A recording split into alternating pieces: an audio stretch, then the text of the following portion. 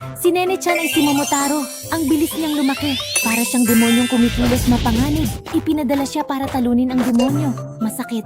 Habang papunta si Nene-chan sa Onigashima, nagutom siya. Isa itong zombie. Napakapanganib. Nang tanungin niya si Lola tungkol kay Pocky, sumagot si Lola, "Peach balls lang ang meron kami. Gusto mo rin ba?" Mabait yan! Mabait yan! Papunta si Nechan sa Onigashima! Kahina-hinala siyang babae, pero hanggang doon na lang. Kakaiba. Kapag tinititigan mo siya ng masama, naaakit ka niya.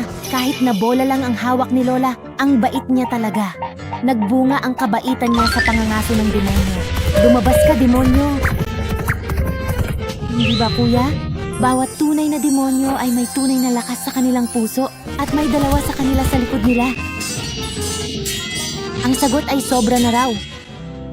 Magaling! Nakipagkamay pa ang ate ko.